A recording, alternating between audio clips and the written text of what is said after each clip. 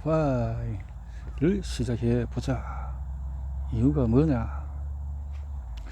내일을 바라보는 관점은 두 석공 이야기를 소개하고자 한다. 길을 걷던 젊은이가 한 석공을 보고 물었다. 그 일이 좋습니까? 백사는 일을 언제부터 시작했는지 기억이 나지 않을 정도로 오래 했어요. 아주 지루한 일입니다. 타는 듯이 뜨거운 햇빛 아래서 온종일 일해야 해요. 무거운 돌덩이를 매일같이 옮겨야 하니 허리가 남아나지 않네요. 게다가 살아생전에 완공이 되지 않을 수도 있습니다. 하지만 어쩌겠어요. 먹고 살려면 어쩔 수 없죠. 젊은이는 석공에게 대답해줘서 고맙다고 인사한 뒤에 계속 길을 갔다.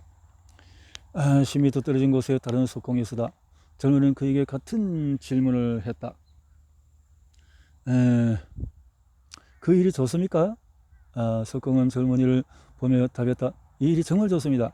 저는 지금 대성당을 짓고 있거든요. 사실 일을 언제 시작했는지 기억이 나지 않을 정도로 오래 했어요. 지루한 일이기도 하죠. 저 무거운 돌덩이를 매일같이 옮겨야 하니까 허리도 남아나지 않아요. 4년 동안에 완공되지 않을 수도 있죠. 하지만은 저는 지금 제 손으로 대성당을 짓고 있다는 사실이 중요합니다. 두 석공이 하는 일은 정확히 같다.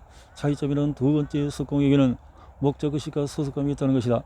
그는 자신이 큰 가치의 일부가 되기 위해서 일하러 온다. 화의를 발견하면은 자기 직업을 바라보는 관점이 완전히 달라진다. 화의가 있으면은 생산성이 높여지고 충성심이 짚어진다. 첫 번째 석공은 돈을 많이 주는 직장이 있다면 일터를 옮길 가능성이 크다. 하지만 두 번째 석공은 보수가 많고 더 쉬운 일을 제안받더라도 대의를 추구하고자 마다할 가능성이 크다. 석공. 화의가 뚜렷한 회사는 직원에게 열의를 불어넣는다. 그 회사에서 근무하는 직원들은 생산성이 더 높고 혁신적이며 다른 사람들도 그것을 일하고 싶게 만들어준다. 이러한 마음가짐은 19세기 말에 일어난 일이다.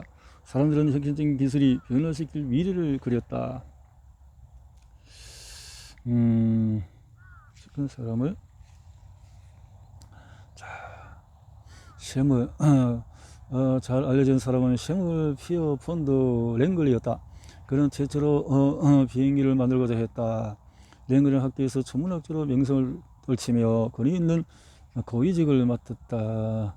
미 국방부 전신은 육군부는 당시로는 굉장한 금액인 5만 달러를 지원. 랭글에는 돈이 문제가 되지 않았다. 랭글은 당대 최고의 인재를 끌어모았다.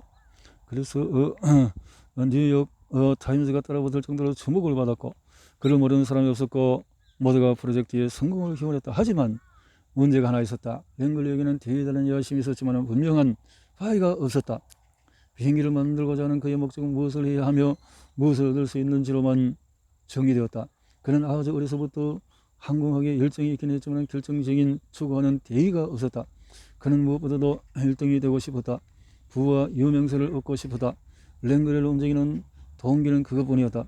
랭글리는 이미 자기 분야에서 인정받고 있었지만 토마스 에디슨이나 알렉산더 그레엄 벨같이 엄청난 발명가로서 영예를 얻고 싶어 했다. 랭글리에게 비행기란 부와 명예를 향한 고성열차였다. 똑똑했고 나름의 동기가 있었다. 또한 오늘날에도 여전히 성공 여건이라 불리는 많은 것을 갖고 있었다. 한 뱅크가 몇 킬로미터 떨어진 데이턴 오빌 라이트와 윌버 라이트가 만들고 있었다. 꿈의 투자.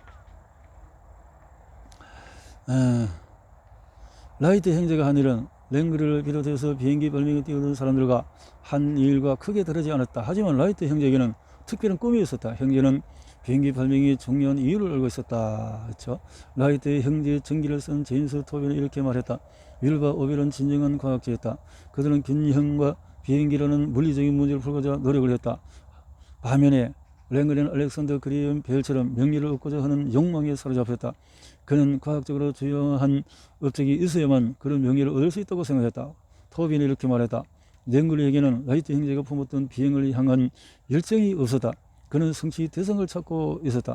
라이트 형제는 마을 사람들에게 신념을 전하며 그들이 대의에 동참하도록 예리를 불어넣었다.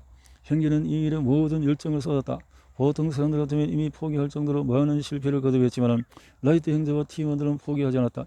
열의가 어찌나 컸던지 몇 번을 좌절하고도 다시 일어났다. 라이트 형제는 비행 실험을 하러 나갈 때마다 부품을 5세트씩 챙겼다고 한다. 많은 실패를 거듭해야 집에 돌아오는 사실을 알고 있었기 때문이다. 그리고 마침내 일이 일어났다. 1903년 12월 17일 노스캐롤라이나 키티 호크 들판에서 라이트 형제는 하늘을 날았다. 36m 고도에서 조깅하는 속도로 59초간 비행했고 마침내 세상을 바꿀 신기술의 문을 열었다. 그들은 놀라운 성취를 이루는데도 상대적으로 주목받지 못했다. 뉴욕 탄수도 관심이 없었다. 그러나 개인적인 명예와 영광보다도 큰 가치를 추구한 라이트 형제는 세상이 알아질 날까지 기다릴 수 있었다. 이 사건이 세상에 얼마나 중요한 영향을 끼칠지 알고 있었기 때문이다. 랭글리와 라이트 형제는 모두 비행기를 만들고자 했다. 양쪽 다 동기가 확실했다. 둘 다 열심히 했고 과학적인 소력도 뛰어났다. 라이트 형제에게는 더 큰 운이 따른 것도 아니었다. 둘의 차이는 라이트 형제에만 있었던 진정한 열이었다. 한쪽은 부와 명예를 따랐지만 다른 한쪽은 신념을 따랐다. 랭글리는 부유해지고 유명해지기 위해서 인재를 고용했다. 그에 반해서 라이트 형제는 열의를 갖고 주변 사람들의 마음을 일깨웠다. 랭글리는 화투로 시작을 했다. 밤에 라이트 형제는 화이로 시작했다. 랭글리는 라이트 형제가 성공하자 바로 비행을 그만뒀다. 진행하던 프로젝트 모두 접었다. 그때 랭글리가 정말 대단합니다. 이제 저는 그들이 개발한 신기술을 개선하는 데 힘쓰겠습니다. 라고 말했더라면 바람직했겠지만은 그는 그러지 않았다. 오히려 실패를 수치스러워했다. 그의 CM 비행은 비행기가 포토 맥강에 착륙하면서 끝났고 여러 신문에는 그를 비웃는 기사가 났다. 그는 타인의 시선을 과하게 의식했고 유명해지는 일에 집착했다. 그리고 1등을 빼앗기자 일을 그만두고 말았다. 1등을 그랬군요. 이런 차이점이 있다.